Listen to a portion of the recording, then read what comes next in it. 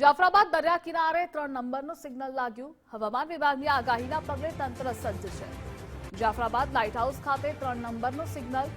જાફરાબાદના દરિયામાં કરંટ જોવા મળ્યો। માછીમારોને દરિયો ન ખેડવા તંત્રની સૂચના છે।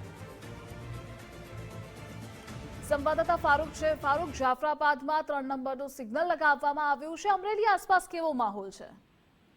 જી ધ્રુવિશે જણાવ્યું કે અમરેલી જિલ્લામાં જે રીતે હવામાન વિભાગે આગાહી આપી છે તે યથાર્થ ઠરી હોય તેમ ગઈકાલે 1 નંબરનું સાંજે સિગ્નલ લગાવવામાં આવ્યું, પરંતુ આજે સવારે 3 નંબરનું સિગ્નલ લગાવી દેવામાં આવ્યું છે। હાલ જે રીતે દરિયામાં હળવો કરંટ પણ જોવા મળી રહ્યો છે, માછીમારોને દરિયો ન ખેડવાની સૂચના આપવામાં આવી છે, ત્યારે સૌથી મહત્વની બાબત એ છે કે હાલ ખેડૂતોની ખેત જણસો છે તે હજી પણ ખુલ્લા ખેતરોમાં પડી હોય, જે લઈને ખેડૂતોમાં ચિંતાનો માહોલ છે।